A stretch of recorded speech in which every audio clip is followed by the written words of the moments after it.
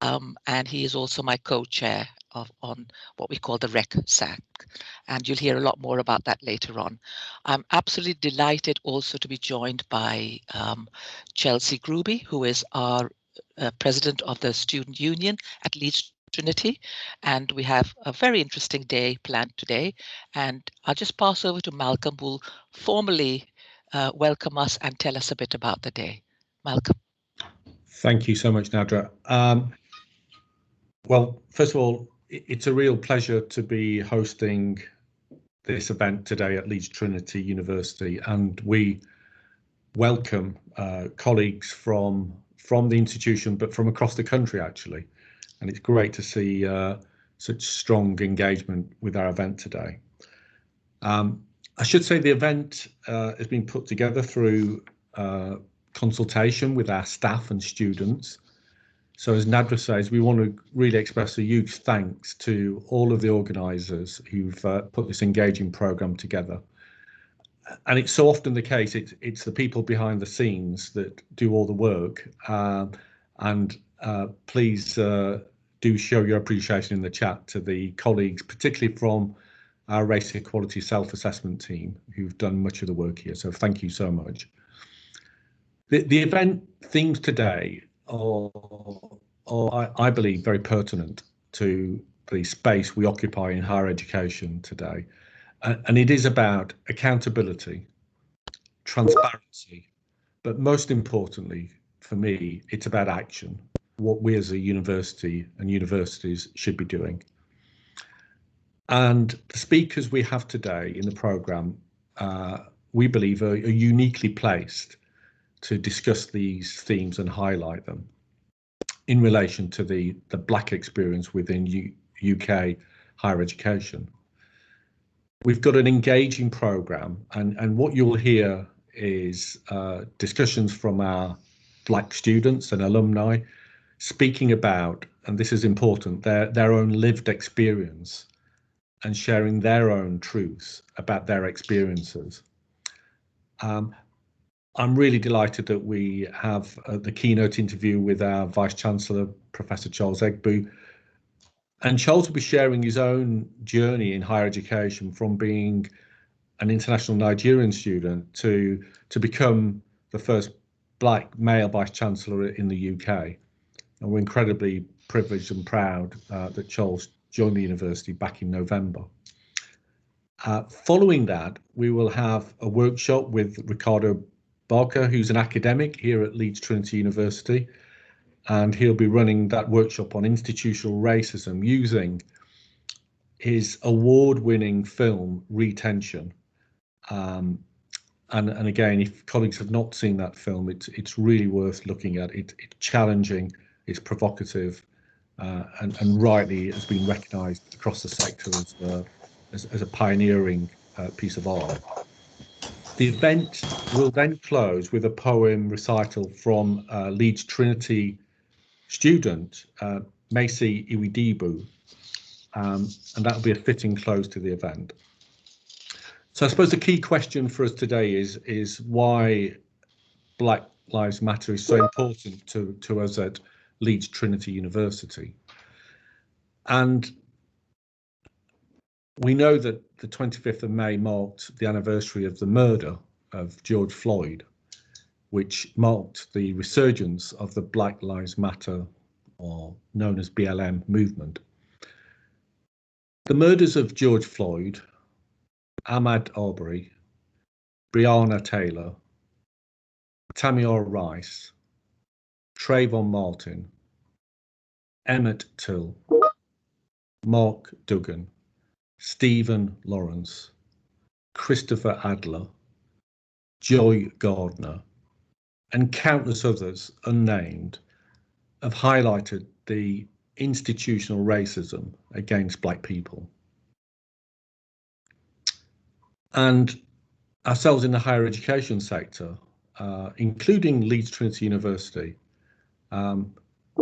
put BLM statements on their websites, which have rightly been criticised by many as being tokenistic and performative due to a lack of support provided to Black staff and students, and talking to the theme of today, what action has been taken.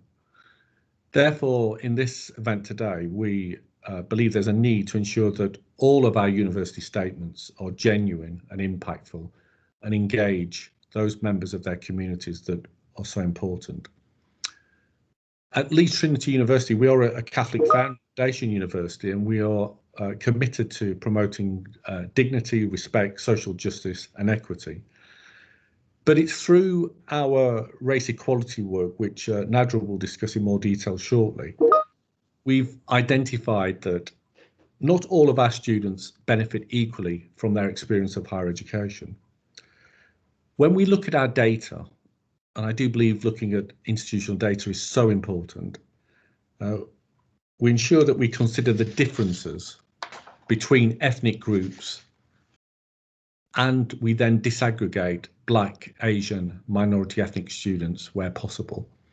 What that shows us in our National Student Survey data, we found that compared to other ethnic groups, our Black students have the lowest overall satisfaction scores. In our follow-up focus groups, our Black students reported that there were insufficient events and opportunities for Black people at LTU to promote their cultural background and their own lived experience. This has led partly to students, Black students, feeling that they do not fit in or feel represented at the university. Therefore, this event is part of our strategy, our action plan, to give our Black staff and students, who are often forgotten about, a real platform to speak about. And again, I come back to this term, the lived experience. And it's an opportunity to educate and share with non-Black people the messages behind the BLM movement. We're also going to be working with our Black students to develop some actions to enhance their academic and social experience here at LTU. And I know that many colleagues across the HE sector are doing something very similar. So I will stop there. Again, a huge thank you to everybody involved and here today, and colleagues that have supported the event. And I'll pass back to Nadra, who will talk about our work on the Race Equality Charter. Over to you, Nadra. Thank you. Just before I start talking about the REX Act, just a few housekeeping things. One is that mics are muted and videos are off if you're having any trouble with your Wi-Fi. But also, most importantly, please join in the conversations on Twitter. Use the hashtag LTBLM and at Leeds Trinity. And please, keep the discussions going there. Any questions later on will be in the chat room. Just keep up that we have Lucy who's monitoring all that. So thank you. I think I just missed that out at the beginning. So Malcolm, thank you so much for giving us that background and leading us into our event today. The Race Equality Charter, going for that award, has really been a great impetus for us at Leeds Trinity to begin to do some of this work and to continue it and to start that incredibly important dialogue with our students. So the Race Equality Charter, Mark, is really aimed to improve both the representation, which is the recruitment, progression and success of both Black staff and students from Black, Asian and minority ethnic backgrounds. And the main purpose was of the charter is to make that really big difference to the lived experiences of BAME staff and students. I'll use BAME as a shorthand, knowing that it is quite a contentious topic at the moment, and it's an under discussion. So the Race Equality Charter, Mark, really requires all institutions to think very holistically and look at the entire life cycle of both professional and support staff and our students and our academic staff, as well as looking at diversity in the curriculum. It provides a framework for institutions to reflect on all the different aspects of life within our institution, as well as the processes, and to have a look at this through a determinedly anti-racist lens. So after we started our own self-assessment process to see where we were, and then we actually put in our application, we were one of the first few organizations or institutions in the country to receive the Bronze Award, and actually the first one in the West Yorkshire region. We know that quite a few others are now in the process of going for those. The Bronze Award means that we have actually acknowledged and developed an action plan to address the institutional and structural and any ingrained racial inequalities that disadvantage our BAME staff and students, that act as barriers to their progression, and more importantly, that act as barriers in terms of our institution being able to get the best of us, to be able to see the talent that exists, to provide opportunities, and then reap the benefits. Since beginning our race equality work, we've seen some real transformational changes within our institution, but we do know and we acknowledge we have a very long way to go. And having a new executive at the top has once again made us look at ourselves in a very critical and different way, which has been absolutely fantastic, because both Malcolm and Professor Charles Egbu, our Vice Chancellor, have some really big ambitions for us. So just a few facts and figures to put our work into context, and also to show how much further we have yet to go. Our BAME student population has increased from 17.7%, which was in 2017-18, to 22.6% in 1920. That is both quite significant, but also not good enough. But when we break the BAME category down, we see that there's been an increase of 3.1% in our Asian students, 1.3% in our Black students, and 0.3% in our mixed students. Our Black students are now representative of the Leeds population that we're very pleased about, but below the higher education average. So once again, that's a challenge for us, and that's an ambition for us to change. We're not satisfied with this. At the moment, of our applications, on average, our BAME students are less likely to progress from level 4 to level 5 than our white students. And that means going from their first year into their second year of undergraduate study. However, since there are no significant differences at level 4 pass rates between white and BAME students in 2019, our level 4 Black students pass rate in 2015 was 66.7%, which has now increased to 84.89% the last time we had those statistics. That was 2019. So we're expecting that to improve further. The time when we applied for the REC, our degree awarding gap for good degrees was 2.4%. However, our Black students are less likely to have good honours compared to other ethnic groups. We're still not satisfied, and we won't be satisfied until we have totally eliminated this degree awarding gap. And that means that there is so much work for us to do. What we have done is some really incredible innovative work that's come out of our race equality work, and one that I want to draw some particular attention to and was commended as good practice by Advance HE, one of our quangos within higher education, is the retention film that was produced by Ricardo Barker and students, alumni and staff. It's a film that I never tire of seeing. Every time I see it, I pick up something very different and learn something different and new. The film is a journey of a Black student navigating institutional racism, microaggressions, and unconscious racial harassment within higher education. When you see this film later today, it's actually filmed mostly on our campus. You will get a taste of the film in Ricardo's workshop alongside the toolkit that both he and another academic, Syra Shakir, have developed in consultation and through practice. And this will actually help conversations open up about race and ethnicity. We've had a number of agencies and individuals asking to use that film and to take away the film, but we do genuinely feel that seeing the film by itself is just a start. Working with a toolkit on it really helps everyone to be able to use the film as it was intended. But you'll hear more about that later on.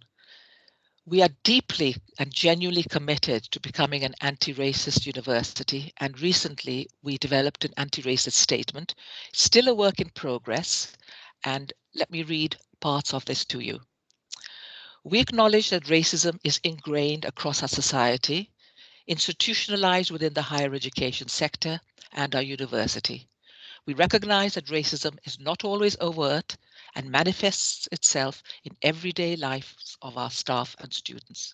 The impact of this is significantly harmful to individuals and our whole communities. We hold ourselves accountable, and that is really important. If we aren't accountable, we can't bring about change.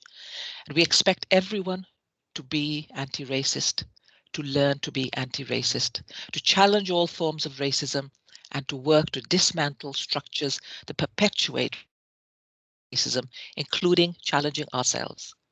We also expect all students and staff and members of our university community, including partners and stakeholders, to embody these values and behaviors, and we will test for these. Now I'll pass on to Malcolm, who will briefly discuss what the Bronze Award means to us. Thank you, Nadra. Yeah, we are incredibly proud about the work our university has done to address these inequalities and achieving the Bronze Award. It's a great achievement, but actually getting that award identifies the gaps. It identifies the challenges that lay ahead for us as an institution. And that was a really important first part of the work of RECSAT, being open to the challenges that we do face. We have always, through the RECSAT, held the view that there should be an emphasis on embedding race equality rather than just achieving the mark in itself. So our real focus is on embedding that good practice across the institution. But the mark is also been helpful as an institutional conversation around holding the university to account, holding all of our policies and practices to account. We're now moving to our second phase of implementing our Race Equality Action Plan, embedding race equality at all levels and developing an institutional culture in which all of our staff and students can thrive. And on that point, I'm really pleased now to hand over to Chelsea, who's the president of our Union of Students, who will discuss the Students' Union role in dismantling racism in higher education. Over to you, Chelsea. Thank you so much, Malcolm and Nadra and everyone for being here today. I am Chelsea Groovy, as introduced, and I am the current Student Union President here at Leeds Trinity, and it's an honour to be speaking at this event. The murder of George Floyd sparked a wave of collective action and solidarity in response to ongoing systemic racism. Students are often at the forefront of social justice movements, which we've documented through institutional, local and national campaigns within students' unions. At the Students' Union, we've encouraged our students to engage with the Black Lives Matter movement through officer campaigns and also through wider engagement. Decolonising education has taken precedence over national campaigns at NUS to empower Black students in reform learning, to eradicate racism, colonialism and imperialism. Decolonising education is a campaign that I will be actively engaged in through the next academic year with the support of our services and staff here at LTU. We understand that there's ongoing work to break down barriers for Black students and challenge racism within higher education. Engaging with the Race Equality Charter is just one example of continuous collaboration between students, staff and students' unions to ensure that we empower our Black students and staff. Ending racism can only be achieved collectively, and as a student movement, we recognise the platform we have to make change. At this stage, I'd like to introduce Syra Shakir, our Senior Teacher Fellow, who is the institutional lead on decolonising the curriculum, and she is also joined by our Black students and alumni who will be sharing their lived experiences. Thank you, everyone. Thank you, Chelsea, for that introduction. So I'd like to introduce our students who are part of the panel this morning. So hopefully they are all there ready and waiting. Thank you for participating in this event. Really, this panel discussion is to explore your lived experiences and give you an opportunity to speak your truths here today. If anybody has any questions, please can you put those into the chat box? And just a quick reminder to make sure that your cameras and mics are off for participants in the audience. So I'd like to hand over to our student panel. And if each of you could introduce yourselves individually by giving us your name, the course you're studying and what level you are studying.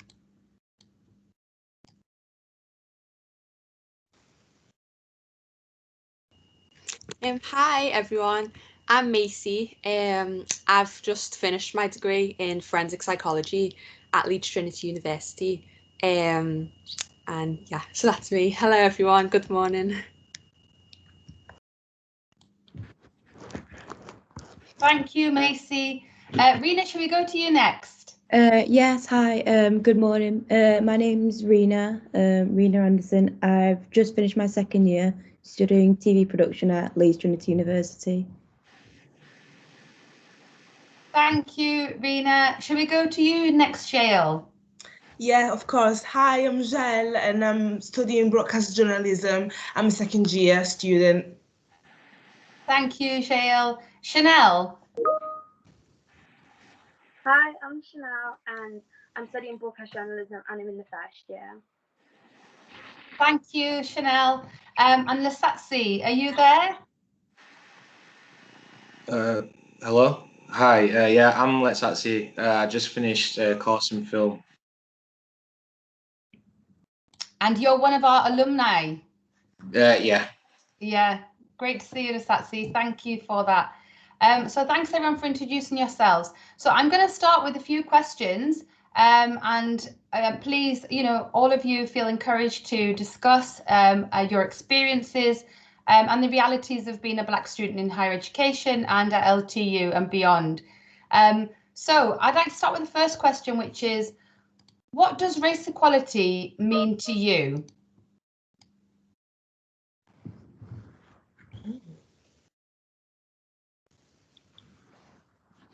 Hi. So for me, I think it just means Black students and ethnic minorities altogether just having the same opportunities that white students have. So everyone just having equal opportunities. But I think it means more than just ticking a race and diversity box. I think that Black students should be viewed on their merit and achievement in the same way that white students are. So that's my kind of idea of race equality, that we're all viewed on what we've achieved and we're all accepted into the same institutions because of those achievements, rather than just, like I said, ticking a box. But that's what I think. Equal opportunities for everyone. Yeah. Thank you, Macy. Yeah, I absolutely agree with Macy. I mean, race equality means everyone gets the same opportunities, everyone is in the same level. We're all equal, we're all human beings. So I feel like we should all be able to feel included in the same society. That's what I wanted to add what Macy said. Thank you, Jael. Yeah, I obviously agree with both the ladies. It is about equal opportunities, but I think I was listening to LBC yesterday, and you can give people equal opportunities, but still not give them the role or give them that opportunity. You can say, oh yeah, I put you both in a line for something. You've been given the opportunity, you just didn't get it. And I think it's about actually not just having the opportunity, but actually being put into those roles, and like Macy said, not just ticking a box. Yeah, I completely agree. Just equality, really. Just different opportunities, really. Thanks, Rena. Letsatsi, do you want to come in at this point? Yeah. I just believe that race equality really should mean that everyone has an equal opportunity to succeed and to study and to achieve, and that we shouldn't really have different expectations based on things that are out of our control. We should just be based on our merit and judged on that alone. Absolutely, well said to all of you, and this level playing field. So thank you. I'm going to move on to another question now, and just kind of broadening it out to the UK more generally. So I'd like to ask of yourselves here, what does the Black Lives Matter movement mean to you?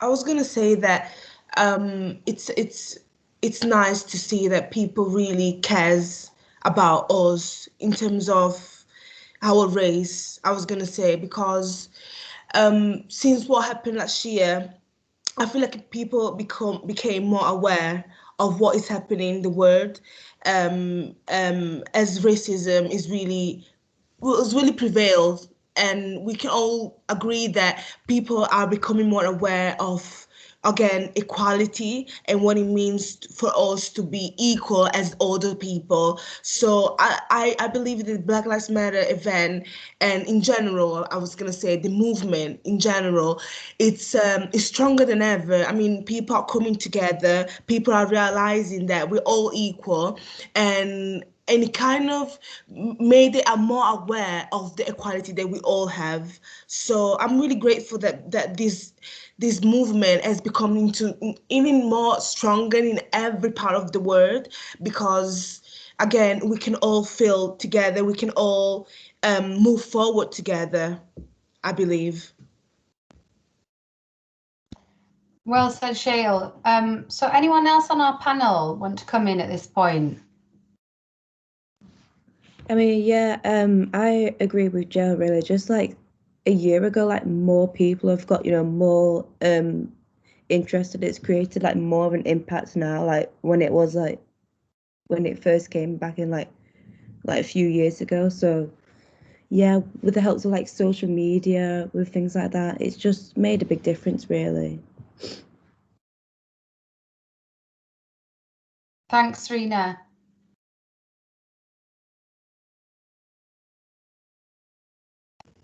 I was just going to say that I agree as well. I think it's quite an emotional thing, and it's quite beautiful that Black people and white people and other people from other communities have all come together in solidarity for Black Lives Matter, and it's not just one part of the world, it's all over the world. So yeah, that's what it means to me. It's like a real feel of community, that everyone's supporting Black lives and that people do actually care and that Black voices are actually being heard. Thank you, Macy. Chanelle or Letsatsi, do you want to come in at this point?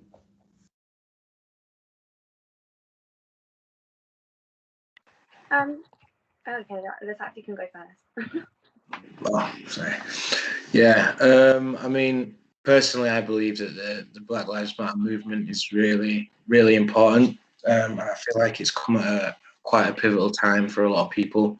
I feel like it's going to be massively influential to this generation. I think it's going to change the way a lot of people see each other, and it's going to open up a dialogue, or it has opened up a dialogue that's going to be necessary for us to move forward together in the future. And it offers up an opportunity for people to understand each other more. Yeah. Yeah, I agree. I second what they all say. You know, it's important to bring awareness. Yeah, and I just feel like it's a good conversation to have. But behind that, it's good to have that, but have actually actions of change. Actually see that institutionally, rather than just having the discussion. Actually making movements to actually see the change. And so yeah. Thank you, Chanelle. So I'm gonna move, and you're absolutely right about actions. You know, it's so important that we're hearing the lived experiences and people's stories, and it has to start with that, doesn't it? But we want to see it translated into actual concrete and firm actions, and what each of us, all of us, and particularly those who've got positions of power and influence, what they're going to do about it to address all the inequalities that we see. So thank you. I'm going to move on to another question now. And I just wanted to ask really what your thoughts were about this. What do you say to people who say all lives matter? So I know a lot of people that like I argue with and say a lot of it, but what they don't understand is really that it was made as like a counter movement, like against the BLM movement. Like I understand now that there's been a lot of Asian hate due to like coronavirus, but that's why there's a term like Stop Asian Hate really. But like if you're saying Asian Lives Matter, it sounds like you're going against the BLM movement, as BLM movement was really like made as for Black people really like just because we're the ones that are most racially targeted really. So if you're saying like all lives matter or like white lives matter, it sounds like you're going against the BLM movement. I think that they're right, all lives do matter, which is true, we all matter, but it is important to show that we don't have the same, our view on the world is completely different to somebody of a different ethnicity, and that's not right, and you see a pattern of police brutality and racial inequality, and I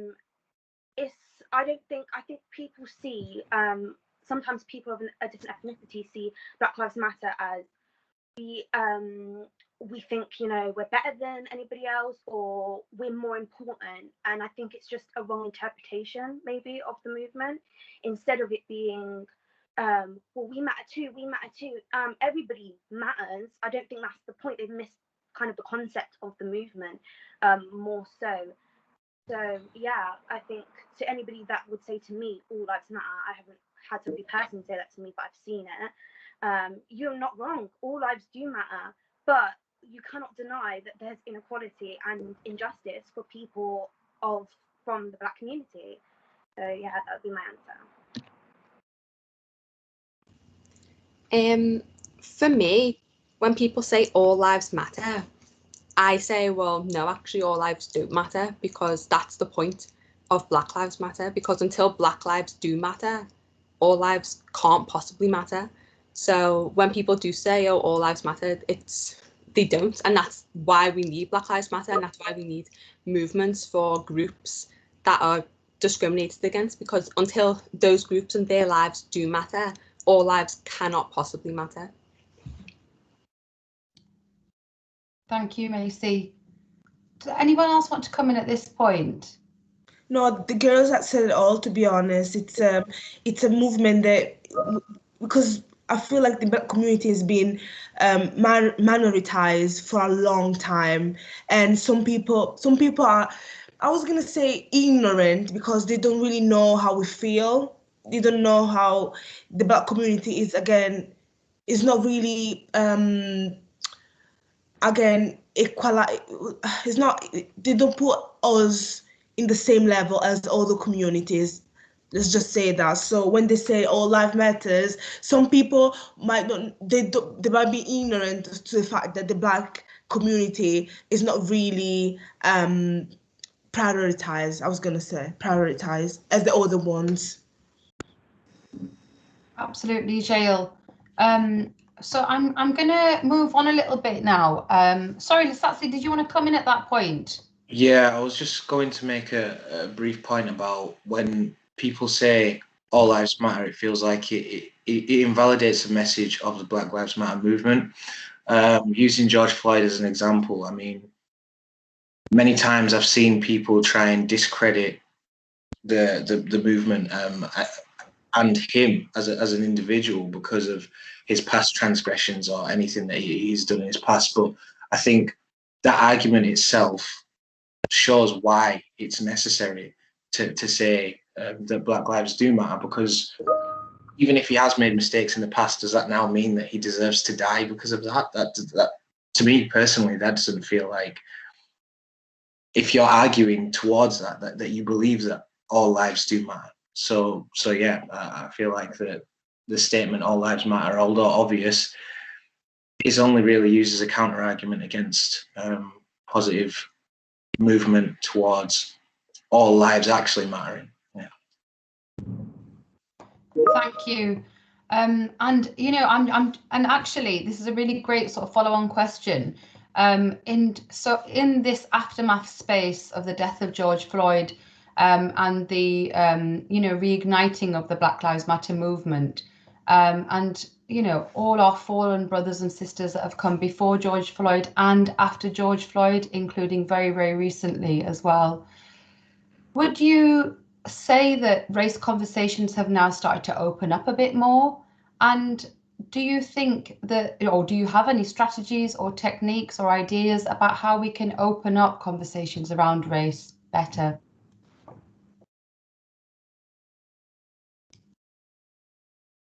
I feel like now it is a lot more easier to speak about, like, especially like in the UK, because like around here I've had people that say, like, deny that the UK is racist, but like now with the BLM movement I just feel more comfortable just talking about it really with my peers, and it makes things, you know, a lot more better to say really.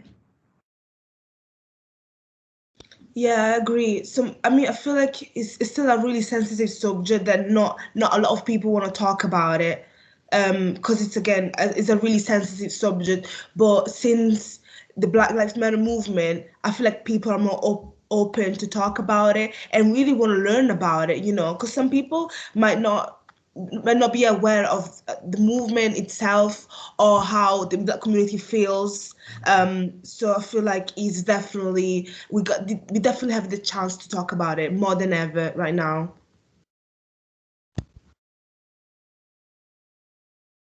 I feel like you kind of see a mixture of different things. So depending on which space you're in, people will be more willing to speak about it.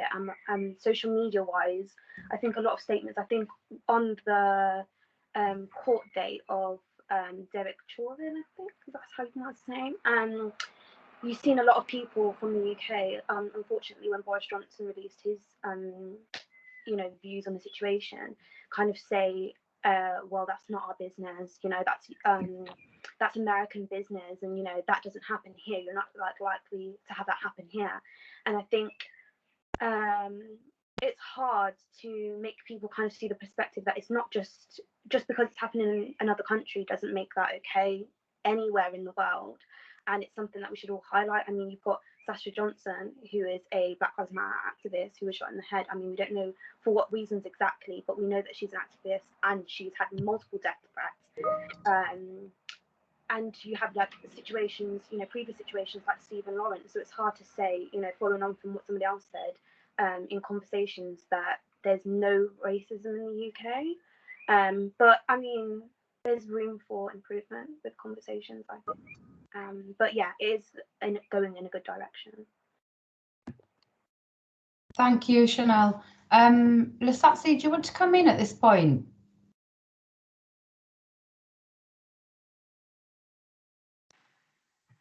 Yeah, sorry. Can you see me? I can hear you. I can hear you. Can't see you at this minute. Yeah. So yeah, personally, I believe that race conversations have opened up. I feel like a lot of difficult conversations are being forced to be had, especially last summer. We saw a lot of unrest, and there was a lot of polarization, between different camps of people and their beliefs. But I think at the core of it all, I think everyone saw that what everyone's fighting for is necessary, and it shows that there is an issue. And although you might believe that in the UK it's not as much of an issue, I think what we saw really showed that it is an issue and that something needs to change. And I think with some of the legislation that's coming over time, that has come since the events of last summer, I think things are changing slowly, and that's only because of the conversations that are being had. Yeah, I'm not sure if that answers your question directly, but yeah. Thank you very much. So I'm going to move the questions on now to make it more HE specific, so the higher education context, and being a student at university today. So I'll kick this off by asking of yourselves here, what does it mean to be a Black student in higher education today?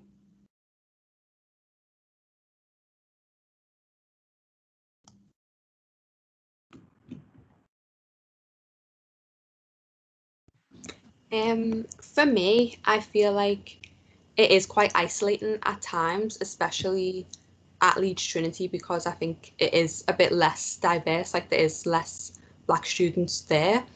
So there is definitely a struggle to fit in at university, I found especially. I also feel that sometimes you can feel quite unsupported. For instance, in my lectures and things like that, I do feel like sometimes I get overlooked by lecturers, I get ignored by lecturers, and that is quite hard as well, and it's hard to explain because I feel like if you explain it to people, they don't think, oh well, that's racism. They just think, oh, I'm sure you're just imagining it. But actually, when you are in that situation every day, it is racism, and that is what it feels like. I think as well, what I've actually found going to uni is I don't feel like people do expect Black people to be that intelligent. I think when I say I do forensic psychology, people are like, oh really, you do forensic psychology, really, like shocked. And of course, obviously, Syra, you already know about this, but when I was outside of uni, I was accused of being a drug dealer. I was told to get out of the area when it was actually my uni. Like I was like, oh, I go to this uni. This is my uni. He's like, no, I'm calling the police. Get out the area. So I think things like that. It is very isolating. It is very hard to be a student, a Black student, in these kinds of institutions. So yeah, that's my point. I'm not a drug dealer, by the way, everyone, just to clarify that. But I was accused of being one, but I promise I'm not. Macy, thank you for being so honest and open there. And I still get really, really upset when you tell me these stories. And I really hope that people listening on this event today and people who listen back really do take action themselves, because you've had to share your experience on multiple occasions. And it's absolutely, I mean, unacceptable is not the word for it. And, you know, I can only apologize again and again for what you've been through. It makes me incredibly angry, but I'm, you know, determined to turn that anger into action. And that's why I'm proactively doing things across the university and will never, ever stop to do that.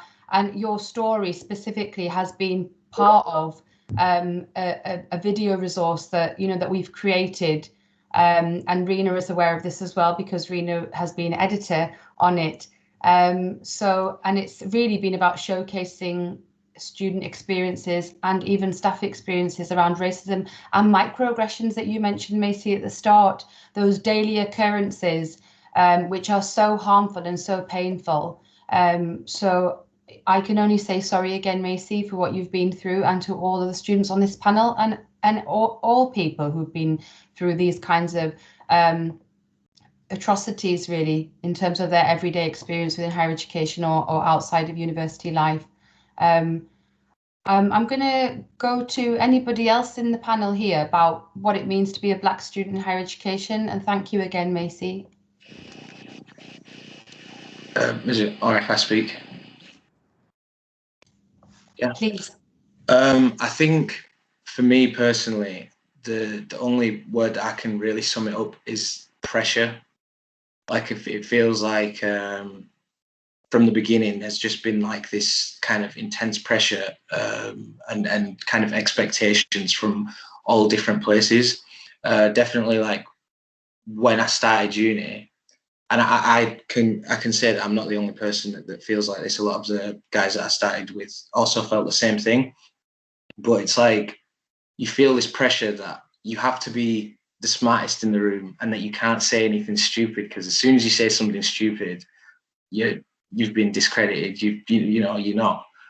It's like you feel like you have to constantly prove that you deserve to be in the room that you're in and that you're not there just to learn like everyone else. And that's just on on the education level. But then when it comes to, outside of uni, it's the same sort of thing. You have to be extremely aware of the way that you're coming across to other people. And I feel like that's something that most white students don't really have to experience. They can just be who they are. But when you're just being who you are, you have to think about, am I intimidating other people? Am I making people feel uncomfortable? Can I go here? Can I do this? Can I do that? And it wasn't until I got to uni that I really started to experience that it was a real thing, like that I had to be aware, that I really had to be aware of. I mean, one thing that I can remember, it's just a microaggression, but it really resonates with me because it was at the beginning of my first year of university. I just met these new guys, friends, whatever, and I think we'd been to the gym or something. We were just doing something, and we were walking to get food. And I swear to you, I just heard from a window, "Oh, look, it's NWA." And I just thought, like, like what? How? Like, what? How? Why is that the thing you see when you see 5 black men together? That's the first thing you see. You don't see students. You don't see people trying to create a better life for themselves or their families. You don't see just people. What you see is NWA. And yeah, that set the tone really for the rest of the experience. But I hope that sums up kind of the point that I'm trying to get across. It absolutely gets across your point there, Letsatsi, and thank you so much for sharing and being so honest. And again, I mean, you actually introduced that story initially by saying it's a small microaggression, and it's not small. It's racism, you know, and people, even though we talk about microaggressions, and they are, because they are often the daily things that people are having to put up with and deal with and having to brush off. But they're not small, and they are certainly not micro in terms of their harm, you know, and the harm that they cause. So thank you very much for sharing. We have got a couple of questions from the audience. Should I read those out now, guys? Would that be okay? Yeah. Yeah. So, fine. thank you. So we have a first question, which is, so do you guys feel that you were received differently, or you have been received differently at uni than when you were at school? So that's the first question. Well, growing up really, because I went to a predominantly white school, like I didn't have a lot of black friends really.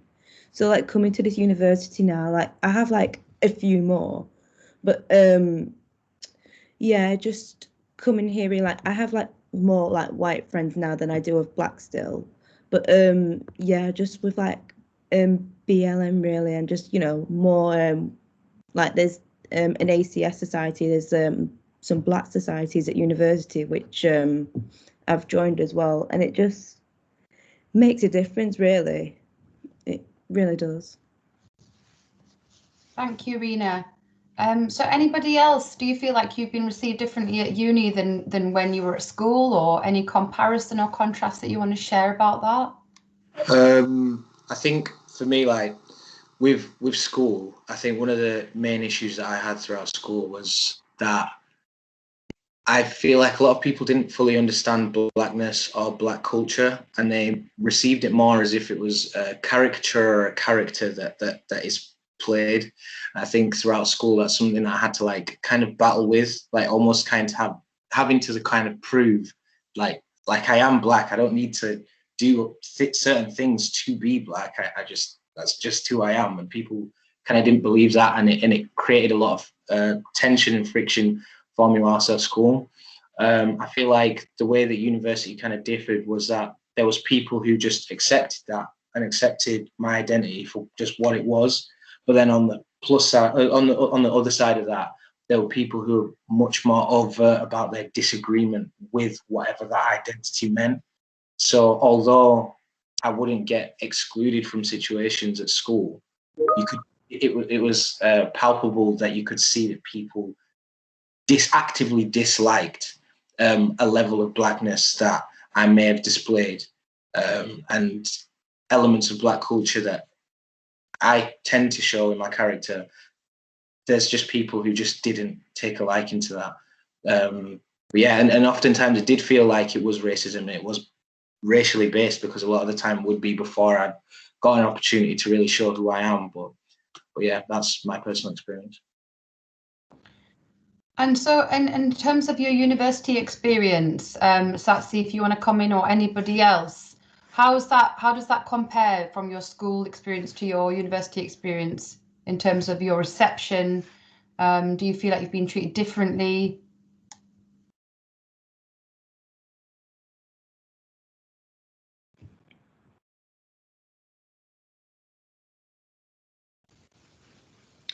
Not really. I mean, what the question was if I feel that I've been treated differently. Is that the question? So Yeah.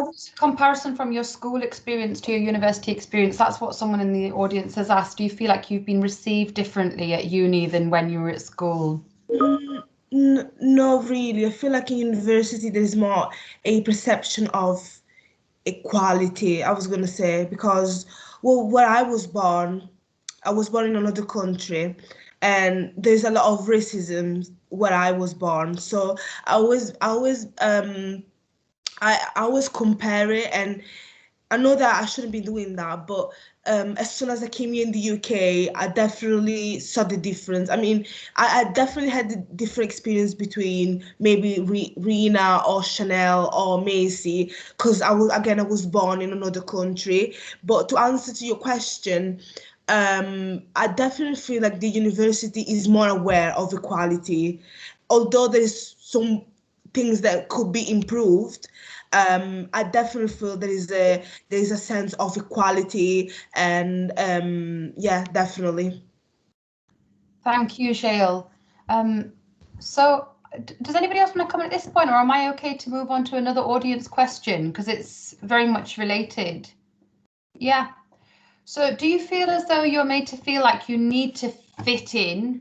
And I suppose it's a two-parter in some senses. Do you feel like you need to hide or keep quiet part of your identity and heritage? So do you feel like you're made to fit in? And do you feel like you have to kind of hide part of your cultural identity and your background and who you are in order to assimilate or fit in?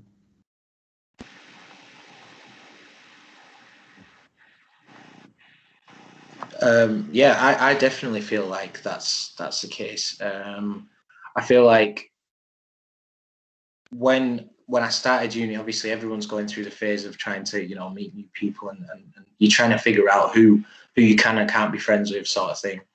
And I feel like one of the big things was that for me, I have interests that some people could describe as white interests. Like when I started uni anyway, I used to like skateboard and do all this sort of stuff. So that was quite like weird because of that, a lot of the black students had a perception of me that I was like not like them. But then when I was with white students, like just trying to, be myself, whatever, they would also see a side of me, and they kind of distance themselves as well, because they'd be like, oh, well, you're a bit like them as well, and it's almost like there was times where I would be with my black friends, and I'd go back to my white friends, and they'd make jokes about how I'm like trying to be like them, and it would always be like this kind of back and forth thing of trying to figure out like, well, I'm just me. I'm not trying to be black. I'm not trying to be white or anything like that. I'm just who I am. But it feels like everything exists almost in this like racial lens, and people can't see that that's how they categorize each other. But that is how it is in uni, unfortunately. Yeah. Thank you, Letsatsi, and you've put that really, really well and really articulately. I think it resonates with a lot of people. So anybody else wants to come in at this point? I was gonna agree with him. I didn't really notice it until he said it. Like, because I've got black friends and white friends within the university, and I never actually quite realized that the fact that I have different approach to when I'm with white people and the black community, and so a lot of people tell when I'm with the white people, a lot of them tell me that I'm really black. So I actually never noticed until he said it, and I quite agree with him. Yeah. Thank you, Jael. Anybody else want to come in at this point? Yeah, I do. Actually, going back to like when I said I was grew up in a white school in a white society, like just because like I don't use like a lot of slang. I've been told by a lot of my like a few like black friends that you talk white, or why you're acting so white. It's like, what does that even mean? What does it mean to act white? It's like, why can't I just why can't it just be normal for like a black person to just talk properly? Really, like I don't understand it. Like this assumption that you don't know how to talk and you're not speaking English correctly, which I think, Macy, you were just about to come in there, and unfortunately that was something that you had even shared, hadn't you, Macy, about this thing, or why don't you talk properly or speak English? Yeah. Oh yeah, with the man that thought I was a drug dealer, he'd also told to learn English, and then I showed him my student pass to prove I was a student, and cause my surname's foreign, he was obviously like, oh, well, I can't even read what that says. So obviously stuff like that. But just jumping on what everyone else has said, because I'm mixed race, so my mum's white, so I was raised by a white woman.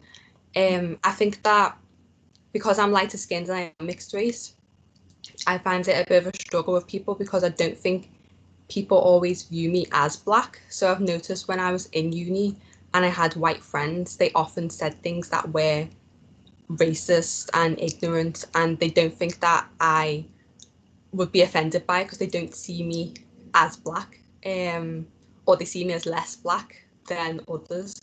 So I think that that's just adding on what everyone else has said about having like differences fitting in with black people, differences fitting in with white people, because I'm kind of seen as in the middle.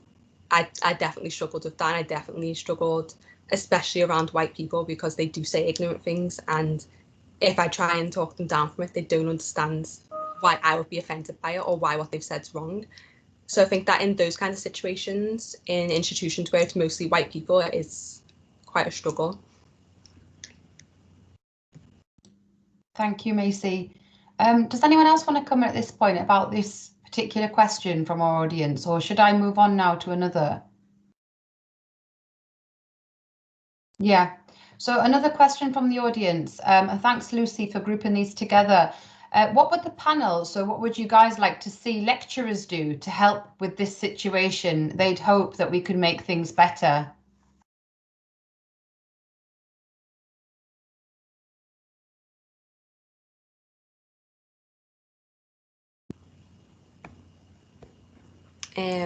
I would just say going to events like what our uni's hosted today is a good start just to educate themselves on how black students are feeling and how they can help with how they're feeling. I think referring to the microaggressions I was talking about before in lectures, it was just that if we were doing individual work, it felt like the lecture would go to every student except for me, and it happened to another black person that was in my class as well. So I think just making sure that you're supporting all students, and it goes back to racial equality, just making sure everyone's treated equally and you are giving everyone that equal attention during lessons. I think that would be a good start as well. Thank you, Macy. It's a really practical and really easy solution and idea that you proposed there. Thank you. Letsatsi, did you want to come in there? Yeah, I just wanted to say, I mean, in my case, I remember there was one lecture where it was a film theory lecture, and we were studying a Lars von Trier film, and I remember there was just there's one scene that was really like quite horribly racist, and I could understand the whole art of it or whatever, but I couldn't get past it. I just felt extremely uncomfortable the whole time. And I think one thing that maybe could be done in the future is just like almost like just thinking about how the students might feel about certain things, because that has really stuck with me since that day, that scene, and I can't forget it, you know. And I understand that, yeah, we did have to study it, but I don't know, it felt like just a bit more. It was a bit of a emotionally exhausting experience for me, especially like considering that it was me and two other black students in there, and then the rest of the students were white. And, you know, we're all watching this thing, but it felt like it was only really affecting us. I could see that they were uncomfortable as well. I don't know. Yeah, I just feel like thinking more about how the students might feel about certain topics and taking a little bit extra time to just be a little bit sensitive with those topics, or even giving prior warning that what we're about to see is sensitive, is really important. Absolutely. And we all need to be doing that, don't we? Just all the time, even if we're not in the classroom. It's about being responsive and sensitive and having that basic human awareness of the feelings of other human beings. It just seems such a basic concept. And thank you, Letsatsi, for sharing that. And people are here listening and taking this feedback seriously. Does anybody else want to come in terms of that question?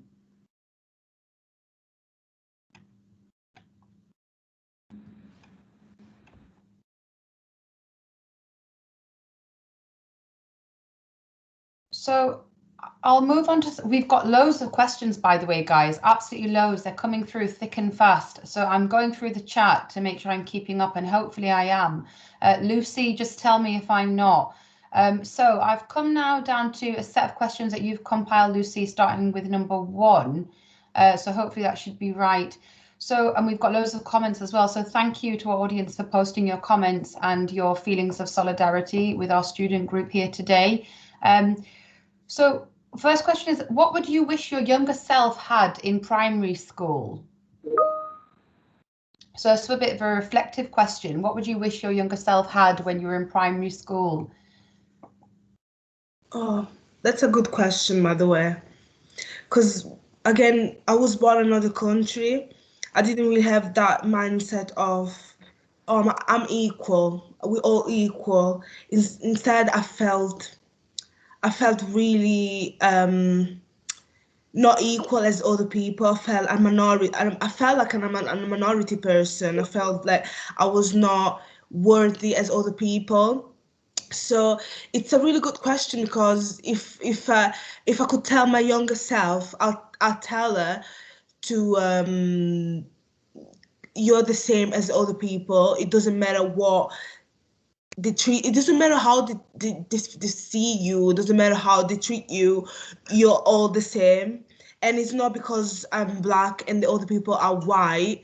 Well, we're all human beings, and you shouldn't feel less than other people. So that's what I would tell my younger self. It's really hard though, because it's all a mindset that you have to tell yourself, and it's usually you want to see other people doing in action more than ever. You want to see other people to treat you the same, not only talking about it, but also as action. So that's why I'm saying it's really difficult to do that. But yeah, that definitely what I would tell myself. Thank you, Jael. It's Yeah. really hard to hear that. Yeah. And but thank you so much for sharing. Letsatsi, did you want to come in there? Yeah, I just think one thing I would give my primary school self is just the confidence to kind of believe in who I am and like what I represent a little bit more. I feel like in primary school, I don't know if this is the case for anyone else, but my family was the only black family like in my area, so it was just me and my sister, and we actually experienced a lot of really bad racism during primary school, and I think it definitely led to like me acting out a little bit more during those years, because I didn't feel like I was part of everything else. I felt different, you know, but I wish I just kind of understood a little bit more of why that was happening, and I just kind of took it to the chin and carried on. But yeah. Thank you, Letsatsi. Does anybody else want to come in at this point in terms of this question? What would you tell your primary self? Yeah, I do. It's a good question actually, because I suppose if we're talking about primary school, we're talking about like really young, like 5-year-old me, like primary school.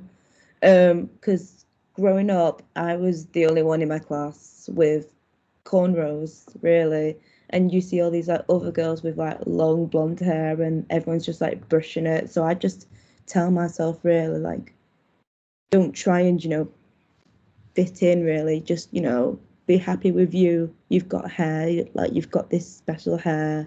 You just be you, really. Like, don't try and change it for anybody. I think, I'd also add to that, and to my younger self, I think throughout my primary school years and through to secondary school education, I was always told I have an attitude, I'm bossy. And I would always tell myself, and I have a niece now who's like relatively young, she's 1, and I always say sometimes it is about the way you come across to people, but when you're confident and you want to express yourself in certain ways, and I've learned that there is ways to express yourself, but to not dim yourself, because people, I wouldn't say adults or anybody, but will kind of want to do that if you're overly confident or you come across a certain way. And by all means, I've had my fair run-ins, bad attitude and whatever. But I feel like it's about the way you go around that with young children, especially. I can only speak from the perspective of a young black woman, and how you handle that as a teacher of a different ethnicity, being like, you've got this attitude and like blah blah blah, and like labeling somebody almost. I kind of grew up thinking, yeah, I've got an attitude, I'm this, I'm that. And at the end of the day, no, I'm expressive about the way I am. And sometimes I just take what the women's movement Time for Change, when Beyonce is like, I'm not bossy, I'm the boss. And she kind of like changed that for young black women. So yeah, I think I just tell myself to be as expressive as who you are and respectful in every way. But yeah, just don't like dim yourself to kind of fit in with other people. Thank you, Chanelle. Letsatsi, did you want to come in at that point? Yeah, I just wanted to add on the point that Chanelle just made there about attitude and stuff like that. It just reminded me of a time when I can't remember what it was that I did, but I think it was just some naughty child thing. I don't know. But I remember getting pulled up by my principal at the time, and she kind of told me off. But she said that I wasn't on the street anymore, and that acting up in school isn't going to get me street cred. And I just thought to myself, like, when I think back of that, I just think I was a 6-7-year-old child, you know what I mean? And I think one thing that I would tell a younger version of myself is just to be kinder to myself, and just to not allow myself to be boxed in to the ideas that other people have of me, and just remember I am a kid, because I think I didn't really feel like a kid because of the way that people were treating me. I didn't feel like a child. I felt like everyone was treating me like I was an adult, like I knew what I was doing. But I was just a kid that had a lot of energy, Yeah. Absolutely. Thank you so much for sharing that. We've got so many questions here, so I'm going to try to get through as many of these as possible. So we've got, what would you say to a new first-year black student coming into higher education in September, and what advice would you give them?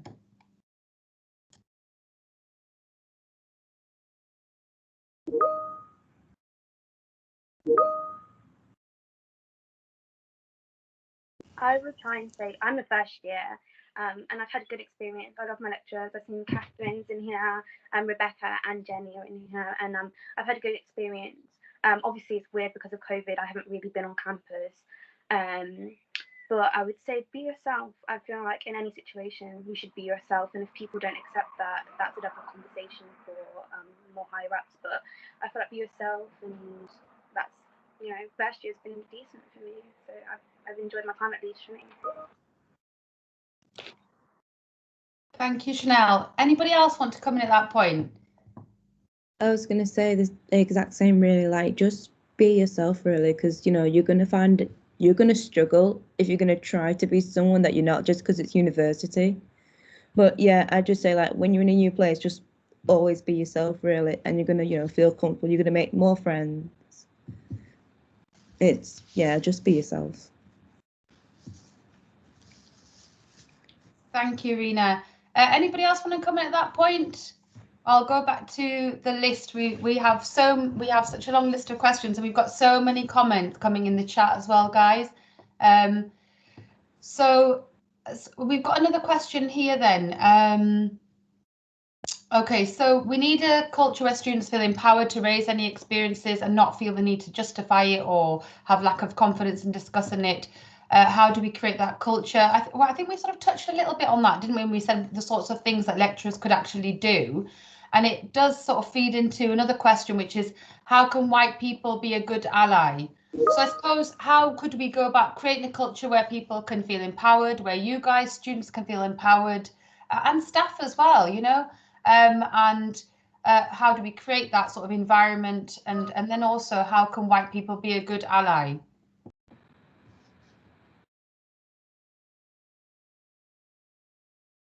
I feel like it's important to have these conversations and listen to us.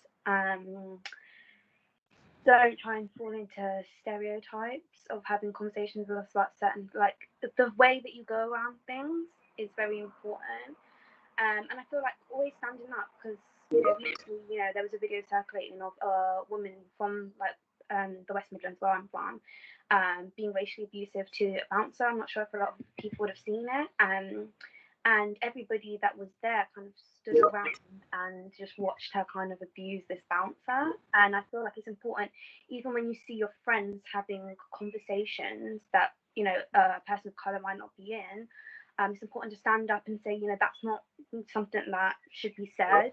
And I think it's more about what's said behind closed doors, and installed into your families in different conversations, because we might not be in those spaces to have those conversations. So I feel like it's important that you correct if somebody that's close to you is saying something that is outlandish, to correct them. And it's important just to have these conversations, but also when somebody's saying something that might not be seen as politically correct or correct in any way, shape or form, you should stand up for that. As a white person, as any person, I'm sure there's a lot of people that would stand up for different ethnicities and say, don't say things like that, it's not appropriate. And I think that's important. Thanks, Chanelle. Anybody else want to come in at that point?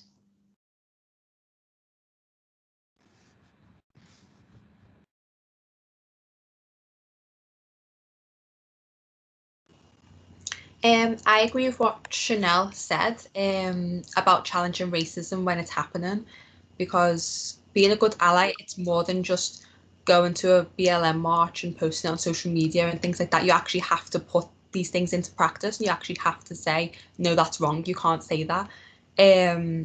Because I've cut off friends for saying things that I think are offensive, not towards Black people, just towards other groups of people in general. And I think that's what a good ally is. You should recognize when something's wrong and you should say, no, that's not right.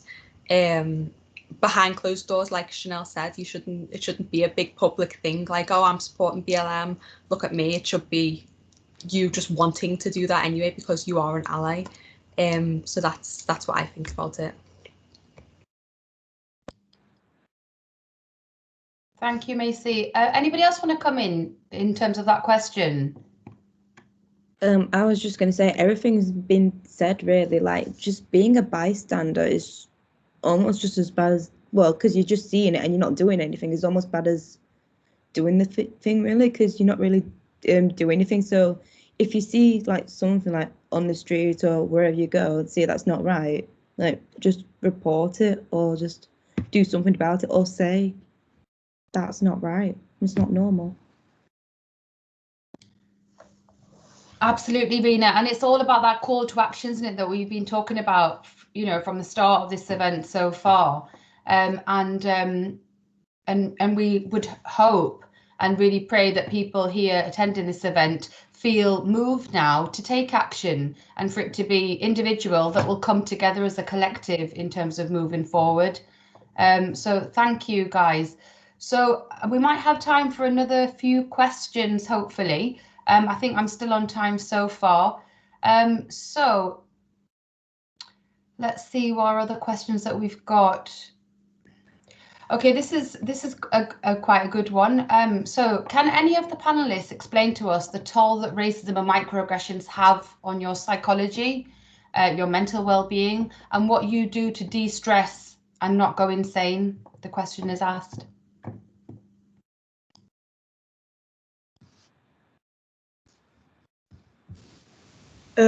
So you mean mentally? So what the effects of racism in our mental health? So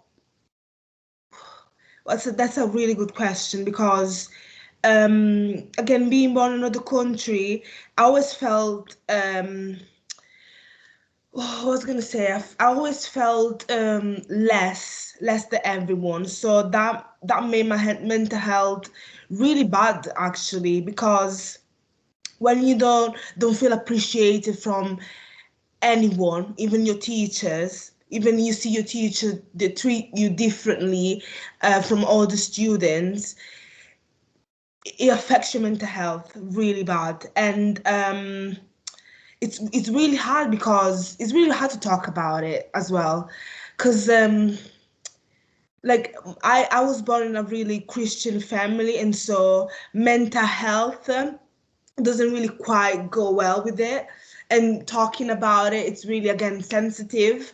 um so I don't know how to explain it really. Words is really difficult. All I'm gonna say is to speak up with anyone really, because I've got a large family, and so I feel like I can speak to my sisters, I can speak to my friends, but I understand completely how racism can definitely affect mental health, as is something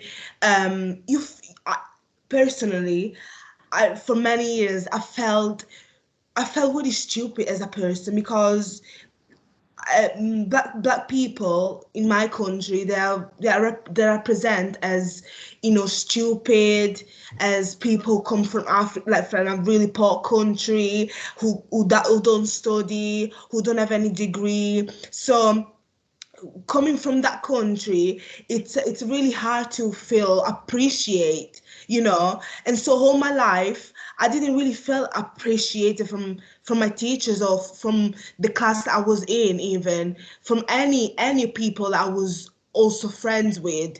So it takes your mental health in a really weak stage, as you feel not appreciated, you feel less than everyone, and you feel like you're up against a lot of people. So what I'm gonna say is, what helped me is speak up, and other people really felt like this, like I did. So it's nice to speak up, and really understand that you are appreciated, because we are, again, all human beings. Again, it's more as an action that I thought, as you put in action, as you really take that appreciation as an action, so that becomes a reality. And I was going to say that mental health illness, it's a real thing. So don't really take it away, just pick up about it, because it might help. Thank you, Jael. Macy, were you going to come in there, or Chanelle? Sorry. Yeah, I agree. I think I've seen on Twitter, throughout all of this that's happening, someone said being black is really tiring at the moment. When the court process of George Floyd's trial was going on, I think I tuned into CNN news, and they showed the video, and I've actually avoided it until this time. Having the conversation about it and hearing about it is one thing, and it's hurtful because you have black parents, you have black men in your family, who have their own different experiences of police brutality, and maybe not to that extent, but go through that. And I think it's been for me not looking at certain things, or saying, okay, I've read that story enough, I have to stop, because it's upsetting, because you might go on to have for black children, you have members of your family, and it does mentally, like, I've had times where I've said, oh, like, do you want to go to this country to my family, and I think my auntie turned around to me and was like, there's a lot of racism in that country, so I wouldn't want to go there. And it's just the fact that somebody would have to say something like that was like, to me, oh my gosh, like, I didn't even think of, growing up, I didn't even think I'd have to think, oh, my family members or myself, I couldn't really go into different spaces of the world because they'd be offended by my skin color. So yeah, I think it does take a toll, and you have to like kind of step back and look, like just say I don't want to engage with that at the moment, and then like come back to it.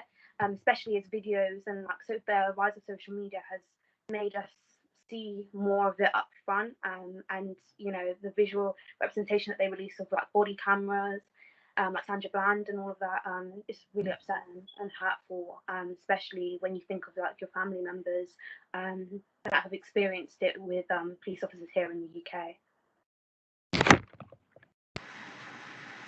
Thank you, Chanelle. Macy, were you going to come in at that point?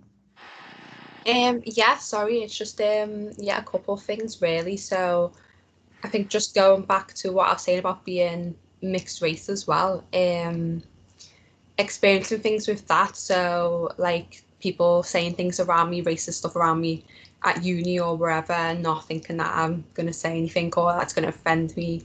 And obviously I've had racism in my own family because most of my family is white. I've had people say that my mum's not my mum because she doesn't look like me and things like that. So that led me to have really serious identity issues. So I think that's how that really affected me psychologically, because I did struggle a lot with my identity. And then also there's things like what happens outside uni with being called a drug dealer and told to learn English and things like that.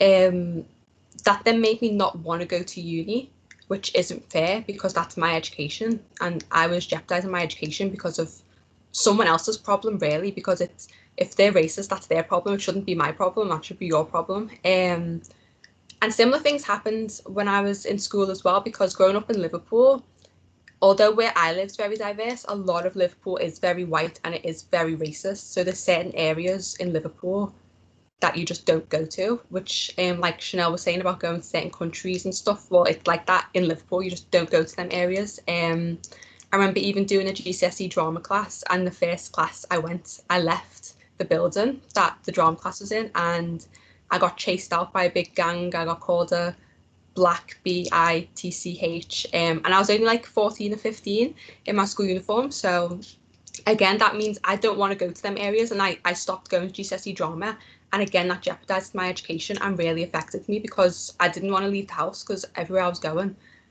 it was like I was just experiencing racism everywhere. And then to talk about de-stressing it, I think speaking to people who understand really helps. Hearing other people on the panel today say what they've been through, it helps because you feel like you're not alone. And I think maybe like a year and a half or 2 years ago when I met you, Syra, and we like had a big discussion about like microaggressions, racism, that helped a lot, because I was like, wow, like someone actually understands, and I could understand what you were saying and you understood what I was saying. So I definitely think being around people who listen to you and who will listen and give you advice, that helps to de-stress a lot. Absolutely. Thank you, Macy. We've got 2 minutes to go. I've been informed by Lucy. So does anybody want to, Letsatsi, go on, please. Yeah, I was just going to say that the way that, you know, racism, microaggressions and stuff have affected me, like I have quite bad social anxiety, and I haven't always had it, but I think during my time at university, it's gotten way worse.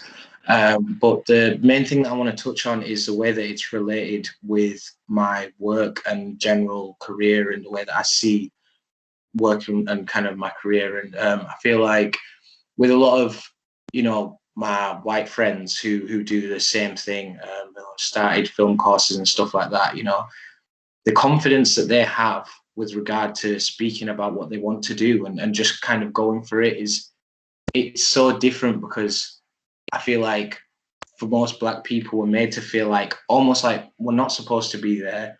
And then when we are there, it's like we have to prove that we know what we're doing. Whereas other people, they just get up and kind of go and have this kind of free kind of attitude about it all. But it's almost like I'm not allowed to have that sometimes. I feel like for a lot of Black people in my position, I mean, I've got friends who are actors and stuff, they feel the same as well.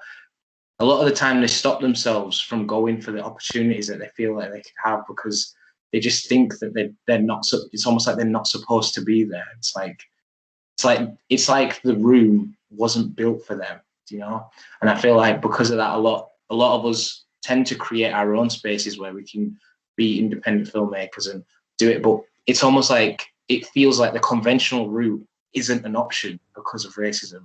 And for me, it just feels wrong, especially when, like, in my case, that's what I want to do. I want to be a conventional filmmaker. I want to one day hopefully make like big films. I want to make serious films, you know.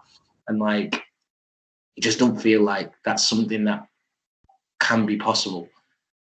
And I think obviously right now we're in a good place. I mean, I was watching the BAFTAs the other day and I saw more black faces than I've seen at an award show in a long time, and that's inspiring. But if we didn't have things like that, there's no one telling us that we can do it. You know, it's just a bit difficult. Thank you, Letsatsi, and that is going to change. That is going to change. And you know, I happen to, well, myself and Rick, we're already planning another project. Jael's aware of it. I've told Rena about it. I think I've even mentioned it to Macy as well. And Rick's put on the chat, it's going to happen. We're going to get you guys back. I think you've already agreed to be involved in it because I put your name on the draft paper. So.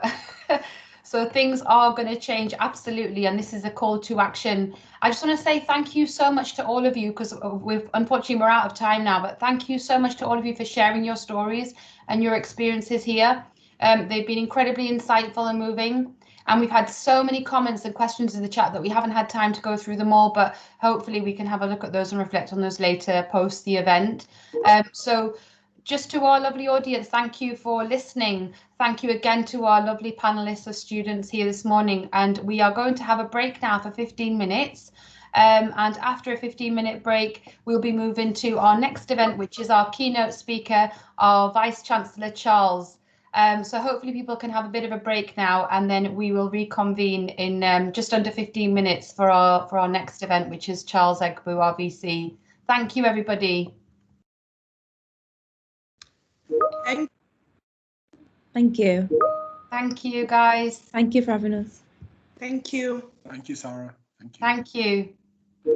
Thank you, everyone.